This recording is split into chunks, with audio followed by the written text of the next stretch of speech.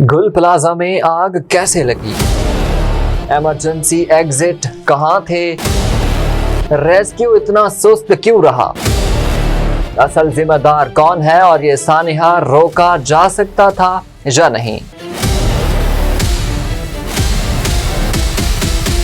अस्सलाम वालेकुम नाज़रीन, आज के व्लॉग में हम बात करेंगे कि कराची के एम.ए. जिन्नाह रोड पर पेश आने वाले एक ऐसे सानहे की जिसने दर्जनों घरों के चिराग बुझा दिए और पूरे निज़ाम पर एक सवालिया निशान लगा दिया है। नाज़रीन कराम, गुल प्लाजा एक मसरूफ़ शॉपिंग सेंटर था जहां रोज़ाना सैकड़ों दुकानदार, वर्कर्स और गाहक मौजूद होते थे। इस इमारत से मुताल्लिक दस्तावेज़ात सामने आई हैं जिनके मुताबिक गुल प्लाजा को 1991 में कराची मेट्रोपॉलिटन कॉरपोरेशन ने MS जेनेका नामी निजी कंपनी को 99 साला लीज पर दिया था। मगर हैरान कुन बात यह है कि इतने साल गुजरने के बावजूद जहां बुनियादी फायर सेफ्टी सिस्टम तक मौजूद नहीं था। नाज़रीन कराम, यहाँ पर एक सवाल है कि सानहे की रात हुआ क्या था, इसको डिस्कस करेंगे और मैं आपको बताऊं कि मुतासरा दुकानदारों के मुताबिक गुल प्लाजा में कुल 26 दाखिली और खारजी दरवाजे हैं, लेकिन मामूल के मुताबिक रात 10 बजे के बाद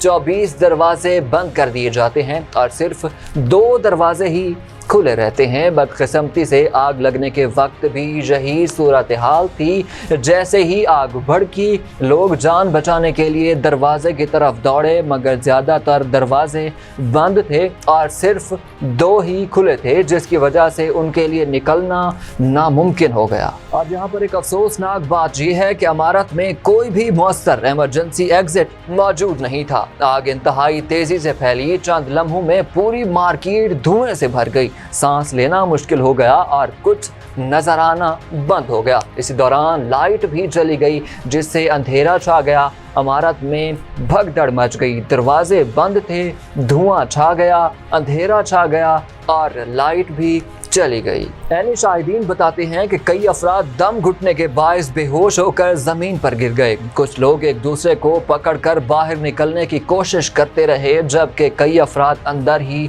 महसूर होकर रह गए, जहां न लाइट थी, न सांस आ रहा था और ना ही कोई बाहर निकलने का दरवाज़ा खुला था। नाज़रीन कराम, अब बात करते हैं कि रेस्क्यू ऑपरेशन इतना स्लो क्यों रहा। रेस्क्यू टीमें मौका पर तो पहुंची, लेकिन इतने बड़े मलबे को हटाने के लिए ना तो मुनासिब नफरी मौजूद थी और ना ही भारी मशीनरी मौजूद थी। ज़राए के मुताबिक कई घंटों तक रेस्क्यू गाड़ियां और मशीनरी बंद पड़ी रही। मुतासरा खानदान अपने प्यारों को खुद तलाश करने पर मजबूर हो गए। अब तक अफसोसनाक बात यह है कि 26 से ज़ायद लाशें निकाली जा चुकी हैं, जिनमें से कई बुरी तरह झुलस चुकी हैं और उनकी शनाख्त भी नामुमकिन है और DNA टेस्ट के जरिए उनकी शनाख्त करने की कोशिश की जा रही है। दर्जनों अफराद ताहाल लापता है और उनके लवाहकीन इमारत के बाहर रातें गुजारने पर मजबूर हैं। ये मनाजिर किसी भी कयामत से कम नहीं थे।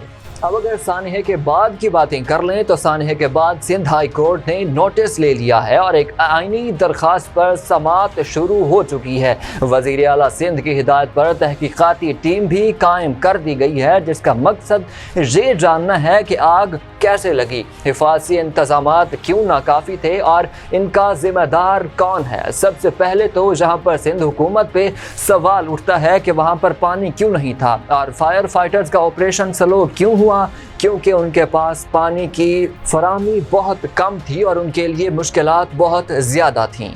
दूसरी जानिब सूबाई वज़ीर शर्जील मेमन का कहना है कि मुल्क की 90% इमारतों में फायर अलार्म और एमरजेंसी एग्जिट मौजूद ही नहीं। अगर ये बात दुरुस्त है तो सवाल ये है कि हम किस समत जा रहे हैं। क्या हर बार दर्जनों लाशें गिरने के बाद ही हमें होश आता है? ये सानहा सिर्फ गुल प्लाजे का नहीं, ये पूरे सिस्टम की नाकामी है। नाकिस मनसूबाबंदी, गफलत और इंसानी जानों को सानवी समझने का नतीजा आज हम सब के सामने है। अगर वक्त पर हिफाज़ती इंतजामात किए जाएं, दरवाजे खुले होते, इमरजेंसी एग्जिट चलते होते और रेस्क्यू बर वक्त पहुंचती, तो शायद आज कई खानदान अपने प्यारों के सोग में ना होते। आखिर में मैं आपसे यही सवाल पूछना चाहूँगा, क्या हम अगले सानहे का इंतज़ार कर रहे हैं या अब भी वक्त है कि हम जाग चुके हैं?